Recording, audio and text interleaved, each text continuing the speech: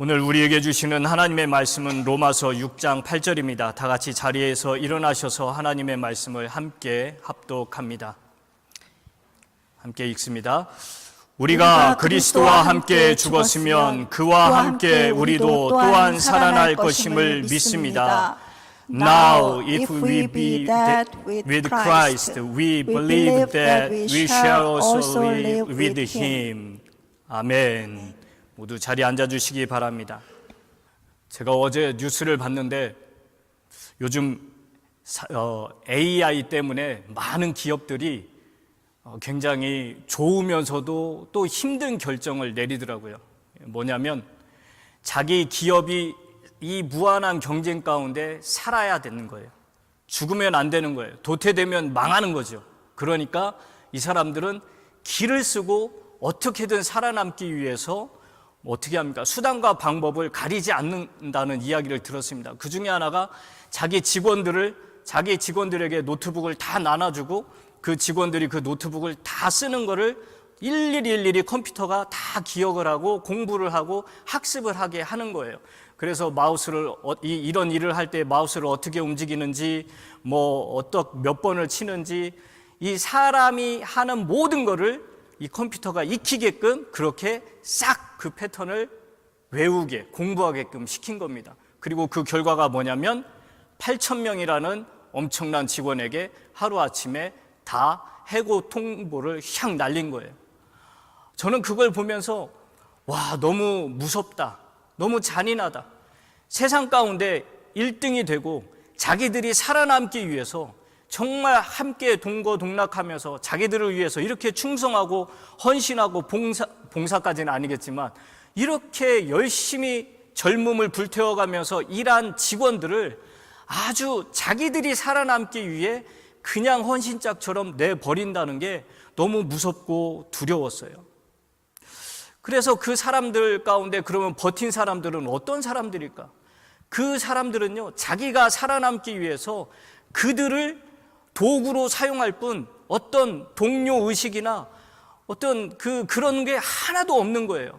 그러면서 다시 한번 이 살아남는다는 게 살아남기 위해 꼭 이렇게까지 해야 되는가? 정말 무자비한 그런 이 정글 같은 그런 세상을 뉴스를 통해서 보게 됐습니다. 세상은 그렇습니다. 세상에서는 내가 살기 위해서 다른 사람을 죽여야 되고 내가 살기 위해서는 악착같이 버텨야 되고 그래야 내가 성공을 한다. 그렇게 이야기하고 그렇게 가르치면서 사람들을 그렇게 독려를 하고 솔직히 저와 여러분들도 우리 자녀들에게 네가 공부를 열심히 해야 돼. 네가 1등을 해야 돼. 네가 좋은 대학을 가야 되는 이유가 뭔지 알아? 네가 잘 먹고 잘 살기 위해서 그러는 거야 하면서 우리가 얼마나 그런 세상적인 성공을 위해 우리 아이들을 다그쳤습니까? 물론 그게 전혀 필요 없고 나쁜 결정이다라는 게 아닙니다. 그런데 지나치게 우리도 그런 그 세상의 법칙이나 세상의 풍토에 젖어 있는 것을 볼 수가 있어요. 그런데 우리 하나님의 법, 또 우리 크리스찬들에게 주어진 법은 세상의 법과 완전히 달라요. 세상은 남을 죽여야 내가 사는 법이지만 우리 크리스찬의 법은 뭐냐? 기독교의 법은 뭐냐? 내가 죽어야 내가 산다는 거예요. 이건 너무나도 역설적인 이야기입니다. 정말 이거는 기독교가 가진 가장 위대하고 또 신비로운 아이러니, 역설입니다. 여러분, 여러분도 비즈니스를 해봐서 알잖아요. 또 저도 주변에 어떤 분들한테 들은 얘기, 장사에서 성공하는 비결, 그걸 딱 얘기를 해주는 거예요. 목사님, 장사에서 성공하는 비결이 뭔지 아십니까? 뭔데요? 제가 죽으면 되는 겁니다. 그래요. 왜 죽어요? 열심히 하셔야지. 알지요. 여러분들, 손님이 어떤 분들만 오십니까? 저같이 이렇게 젠틀하고 이거 사라고 하면 이거 사고 저거 조금 이것보다 저게 더 좋아요 하면 또 얼른 귀가 팔랑팔랑 해가지고 또 그냥 그것만 사는, 또 절대 하자가 있어도 리턴도 못하고 막 그런 저 같은 손님만 있으면 여러분 다 부자 됐을 거예요. 그런데 세상에 어디 저 같은 손님만 있습니까? 아니잖아요. 온갖 꼬투리는 다 잡아내고 또 내가 돈 내고 여기를 이용하는데 왜 나를 왕 대접 안 하느냐 하면서 온갖 세상 표현으로 진상을 부리는 그런 사람들이 얼마나 많습니까? 여러분 가운데는 없기를 바랍니다. 자, 그런 사람들을 통해서 돈을 벌고 먹고 살기 위해서는 어떻게 해야 되느냐? 자기 자신이 죽어야 된다는 거예요. 손님을 정말 잘 받들어 모시는데 자존심이 상하고 정말 이 사람을 한 대 딱 때리고 내가 그만둬 하고 싶은 적이 한두 번이 아니라는 거죠. 아니, 매일매일 반복이 된다는 거예요. 그럼에도 불구하고 자기가 세상에서 물질적인 어떤 뭔가를 이루고 내 처자식을 먹여 살리기 위해서 그는 끝까지 자기 자신을 죽인다는 겁니다. 그래야 결과물이 있으니까. 여러분, 세상 비즈니스도 성공하려면 자신을 죽여야 하는데 하물며 영적인 삶은 어떻겠습니까? 영적인 삶을 가기 전에 우리 가정은 어떻습니까? 우리 가정도 마찬가지잖아요. 서로 배우자에게 가장 훌륭한 배우자는 누굽니까? 바로 자기 자신의 혈기를 내려놓고 또 자기 고집이 죽은 배우자를 가장 최고의 배우자라고 그러잖아요.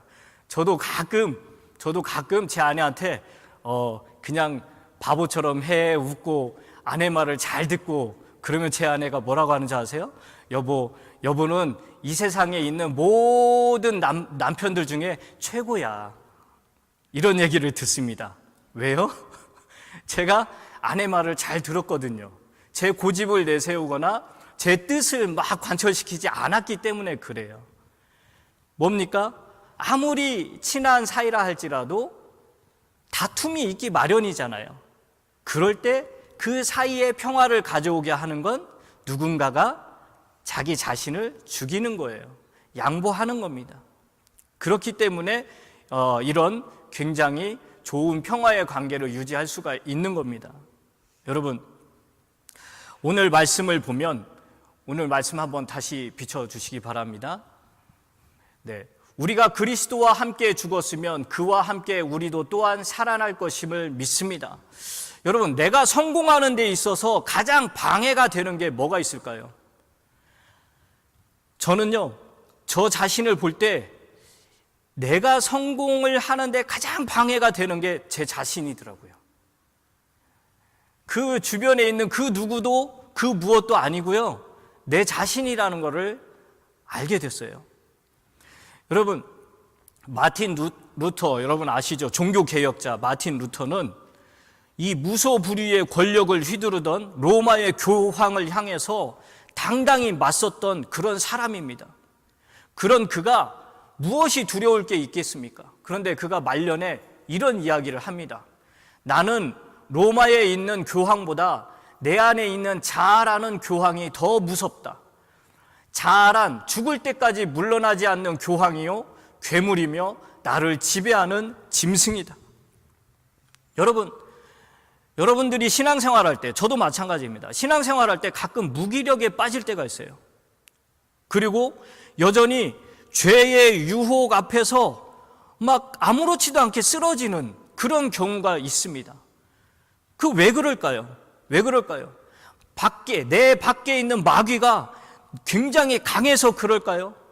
물론 그런 것도 있지만 그것보다도 더 큰 이유는 뭐냐면 내 안에서 나를 지배하는 내 자아라는 거예요. 여전히 내 자아라는 괴물이 아직 죽지 않고 내 안에서 왕노릇하고 있기 때문에 내가 죄의 유혹 앞에 쓰러지고 신앙생활이 무기력해지는 겁니다. 여러분, 여기에서 오늘 본문 말씀을 보면 내가 예수 그리스도와 함께 죽었다. 그리스도와 함께 죽었으면 이건 죽어 있는 거예요, 지금. 앞으로 죽을 것이다가 아니라 죽어 있는 상태라고요. 과거에 내가 예수 그리스도를 믿는 순간 죽었고 현재도 죽어 있는 겁니다. 현재예요. 자, 그러면 여러분, 나는 이제 죽어 있는 사람으로서 과거에 그 죄의 지배를 받는 그런 자가 아니라는 겁니다. 이거는요, 법정에서 너는 사형, 너는 죽었어 라고 그냥 법적으로 언도된 그 용어예요. 여러분, 공동묘지 가보세요. 저는 가끔 제 안에 이 욕심이 많이 막 탐심과 욕심이 막 올라올 때 가끔 그렇습니다. 가끔 저희 집 이 아이 길로 이렇게 가는 게 아니라 저 밑에 길로 가다 보면 공원 묘지가 있더라고요. 큰 공원 묘지가 있어요. 그 앞으로 이렇게 쓱 지나가요. 그러면은 그럴 때 제가 드는 생각이 뭐냐면, 그렇지, 저 사람들은 지금 이 육체의 정욕으로 혹은 탐심으로 저 무덤 속에서도 막 내가 저걸 얻어야 되는데, 내가 저 맛있는 걸 먹어야 되는데, 내가 저 자리에 올라가야 되는데, 내가 저만큼 부자가 돼야 되는데, 여러분, 무덤 속에 있는 시체들이 그런 생각을 하고 살고 있을까요? 아직도 그러고 있을까요? 아니라는 거죠. 죽은 거예요.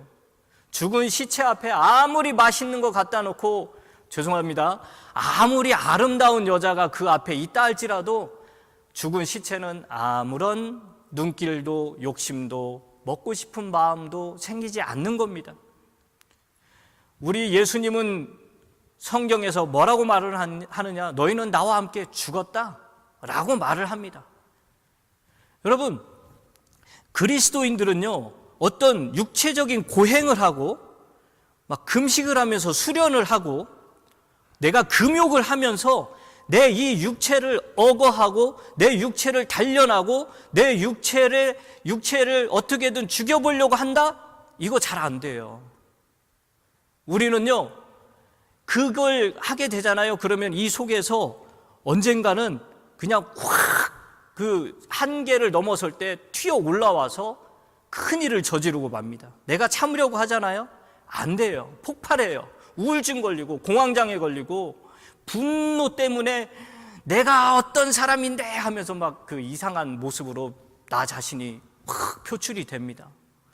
여러분, 중요한 건 참는 게 아니라 육체의 어떤 훈련을 하는 게 아니라 나는 이미 예수 그리스도와 함께 죽었다, 나는 지금 이미 죽어 있는 상태다라는 저 말씀을 내가 계속해서 믿고 이 마음에 가득 담고 그걸 계속 기억하면서 사는 거예요. 내가 죽었다라는 거, 내 자신이 죽었다라는 거를 계속 인지해야 그 다음에 역사가 일어날 수 있는 겁니다. 여러분, 무슨 역사가 일어나느냐? 내가 죽어 있잖아요. 그러면은 비로소 내 안에서 하나님이 살아계신 그 능력이 나타나는 겁니다. 여러분, 사람이 물에 빠졌을 때 어떻게 합니까? 그 사람이 아직도 살아있어서 막 살려주세요, 살려주세요 허우적거리고 뭐라도 막 잡으려고 힘을 쓰고 용을 쓰면은 어떻게 해요? 그때 그 사람을 구하려고 들어가면은 아무리 수영 잘하는 사람도 어떻게 돼요? 잡혀서 죽는다고 해요. 움직일 수 없다고 해요. 그런데 그 사람을 살리는 방법은 뭡니까? 그 사람이 살기 거의 이제는 이제 나는 죽었나 보다 하고 숨이 꼴깍 넘어가는 거의 그런 상태에 있을 때, 완전히 축 늘어졌을 때, 그때 얼른 들어가서 살짝 잡고 쭉 나오면은 그 사람 사는 거예요. 예수 그리스도가 내 안에서 산다는 건요, 그리고 내 안에서 그런 예수 그리스도의 어떤 능력이 표출이 되고 드러나고 하는 거는 내가 죽어야 되는 거예요. 내가 죽어야만이 내 안에 성령의 능력이 나타나는 거고, 예수 그리스도의 능력이 나타나는 거고, 하나님의 능력이 나타나는 줄 믿으시기 바랍니다. 여러분, 영국의 조지 뮬러 목사님 여러분들 아시죠? 평생에 5만 번 이상 기도의 응답을 받았다고 합니다. 5만 번. 와, 여러분 5만 번이면은 1년을 365일로 계산하고 10년, 20년, 100년이 돼도 될까 말까 하는 그런 어마어마한 기록입니다. 그런데 그 평생 5만 번의 기도 응답을 받았다는 건 이가 얼마나 구체적으로 조목조목 기도했는지 몰라요. 이 조지 뮬러 목사님은요, 어떤 삶을 사셨냐면 그가 회심하고 나서 철저히 무릎 꿇고 성경을 무릎 꿇고 읽는 사람이었어요. 무릎 꿇고 성경을 200독 이상을 했대요. 여러분, 1년에 1독 하면은 여러분 나이로면은 여기 나이 많으신 분 91독을 하신 거예요. 2독을 하셨다면은 182회를 하신 겁니다. 그런데 이 뮬러 목사님은 그 무릎 꿇고 200독을 하셨다고 해요. 자, 왜 그랬을까요? 이 뮬러 목사님은 그 엄청난 능력을 소유한 이유가 뭐냐라고 물었을 때 저 같으면 제가 기도해서요, 제가 성경을 많이 읽어서요, 이렇게 대답을 했을 것 같은데 뮬러 목사님 뭐라고 했냐면, 나는 모든 것에 대해 죽었습니다. 나는 아주 철저하게 죽었습니다. 나의 편애가 죽고, 나의 기호가 죽고, 나의 의지가 죽었습니다. 나에 대한 세상의 인정이나 비판도 다 죽었습니다. 그리고 나의 친구들이나 형제들의 칭찬과 비난에 대해서도 나는 죽었습니다. 나는 오직 주께만 의지하고 주님께 합당한 사람이 되도록 살고 있습니다. 이야, 너무 멋있어요. 저는 이 설교를 준비하면서 너무 창피하다, 정말 내 자신이 너무 창피하다고 또 느끼는 거예요. 나는 아직도 여기 앉아있는 여러분들로부터 인정받기를 원하고요, 여러분들로부터 뭔가 조금 비난의 소리나 불편한 소리를 들으면 막 제가 못 견뎌 하는 제 자신을 보면서 난 아직도 멀었구나, 난 정말 어떻게 하면 좋아 하는 그런 심정으로 이렇게 이 자리에 서 있어요. 여러분, 이 세상 사람들도 의지하지 않고 오직 주님만 바라보는 이 뮬러 목사님을 통해서 주님은 엄청난 5만 번의 기도가 응답받았다는 거예요. 여러분 보세요. 뮬러 목사님이 훌륭해서가 아닙니다. 그가 그 자신을 철저히 죽이고 비워냈기 때문에 하나님이 그 안에 좌정하시고 그 안에서 충만하게 걸리적거리는 게 없잖아요. 조지 뮬러라는 그 육신의 그 정욕이나 그 편견, 욕심, 이 모든 것이 걸리적거리지 않으니까 하나님만이 충분히 그 안에서 100% 역사를 하실 수가 있는 거잖아요. 우리의 신앙도 돌아봐야 됩니다. 우리의 신앙은 어떠한가? 여러분, 우리가 내 힘으로 주변 사람을 보세요. 누구는 사랑할 수 있지만 누구는 용서할 수 없는 그런 경우가 참 많습니다. 내 주변의 상황은요, 여전히 막혀 있어요. 그래서 낙심할 수밖에 없어요. 그런데 그 내 주님이 내 안에 가득하게 들어와 계시고 그 주님이 풍성하게 역사를 하시면 주님이 주시는 그 평강으로 인해서 나는 내 사방이 우겨쌈을 당한다 할지라도 주님께 찬송을 할 수밖에 없게 되는 겁니다. 여러분, 내가 죽어야 내 주님이 내 안에서 일을 하신다는 거, 여러분 꼭 기억하시기 바랍니다. 자, 그 다음 다시 본문 말씀 다시 한번 보겠습니다. 함께 읽어봐요. 우리가 그리스도와 함께 죽었으면 그와 함께 우리도 또한 살아날 것임을 믿습니다. 여러분, 진짜 변화는 뭐냐? 오직 내 죽음을 통해서만 가능한 겁니다. 여러분, 우리 그리스도인들은요, 이 진정한 변화를 받아야 되는데, 이 진정한 변화라는 거는 내 행실을 고치는 수준, 거기 그 정도가 있는 게 아니라 내가 죽고, 우리는 죽었어요. 그러면 어떻게 해야 되느냐? 다시 태어나야 되는 거예요. 죽는 거 그것으로만 끝나는 게 아니라 다시 태어나는 거. 제가 몇 주 전에도 김익두 목사님 이야기를 했습니다. 자, 황해도의 유명한 깡패였던 김익두. 그분이 얼마나 이 무시무시한 사람이었냐면은 김익두 그 석자 이름만 들어도 이 사람들이 그냥 벌벌벌 떨고 치를 떨 정도로 아주 악질 깡패였어요. 그런 그가 선교사님을 통해서 복음을 듣고 깨졌어요. 그리고 회개하고 나서 가장 먼저 한 게 뭐라고요? 부고장. 김익두는 죽었습니다 라고 해가지고 부고장을 돌린 거예요. 여러분, 자신을 아는 사람들에게 부고장을 돌렸는데 그 부고장이 쫙 퍼지니까 김익두가 죽었다는 소식이 그 지역 주민들에게 퍼지니까요, 그때 당시 사람들이 와, 우리는 드디어 해방이다, 와, 정말 이렇게 기쁠 수가 있나, 그렇게 했다고 그래요. 그런데 어느 날 이 김익두 목사가 성경을 옆에 딱 끼고 시장으로 턱 나타난 거예요. 사람들이 저 뭐야, 김익두가 죽었다면서 왜 살아서 저 사람이 저렇게 시장을 활보하고 다니는 거야. 그러면서 그 사람들이 다시 그 속았다는 생각에 막 이 배신감에 또 이렇게 그냥 벌벌벌 무서워하기도 하고 분노에 휩싸이기도 했어요. 그러던 중 어떤 사람이 김익두, 너 죽었다면서 왜 살아서 돌아다니는 거야? 그래, 어디 한번 김익두 죽었나 보자. 그리고는 어떻게 했다고요? 물을 한 바가지 확 들고는 점잖게 걸어가는 김익두 목사 얼굴에다 대고 그냥 물을 확 뿌려버린 거예요. 자, 그랬더니 그 김익두 목사가 옛날 같았으면 그 사람 뭐 뼈도 못 추리고 끝났을 상황이었지만 어떻게 하냐면 툭툭 옷에 묻은 물을 탁탁 털어내고 얼굴을 탁탁 닦아내면서 그럽니다. 수고 많으십니다. 내가 죽었으니 당신이 살아있는 것이지, 만약 내가 살았으면 당신은 오늘 이 자리에서 죽었을 것이요. 그러고 그 자리를 떠났다고 합니다. 여러분, 이게 진짜 변화예요. 아유, 권사님, 내가 옛날 같았으면 당신 그냥 끝났어요. 내가 이 예수 믿고 변화돼서 당신 예수님께 감사해야 돼. 내가 예수 믿고 변화돼서 지금 당신이 한 주먹에 안 죽은 거라고.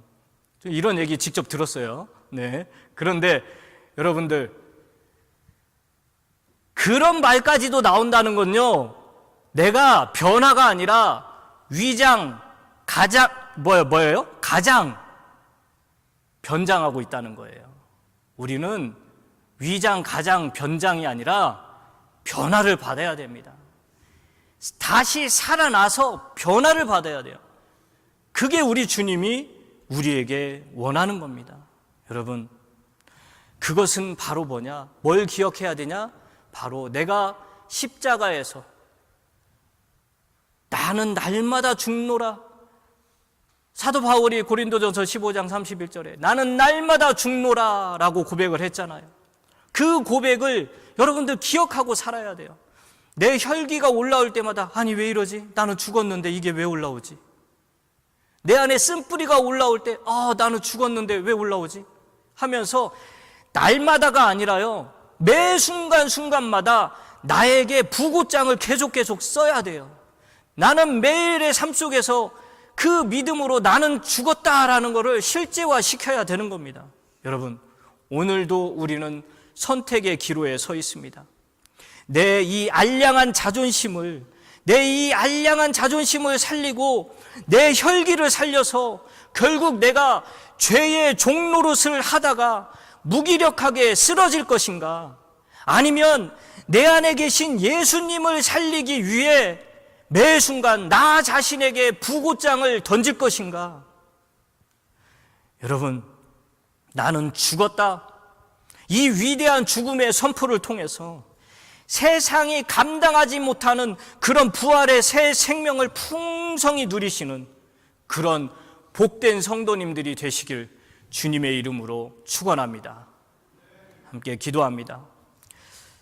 사랑의 하나님 아버지, 내 안에 자아라는 교황이 얼마나 무섭고 단단한지 이 시간 회개하며 나아갑니다. 뮬러 목사님의 고백처럼 우리의 기호와 의지와 세상의 평판에 대해 철저히 죽게 하시고, 김익두 목사님의 고백처럼 날마다 나 자신에게 부고장을 쓰며 살아가게 하옵소서.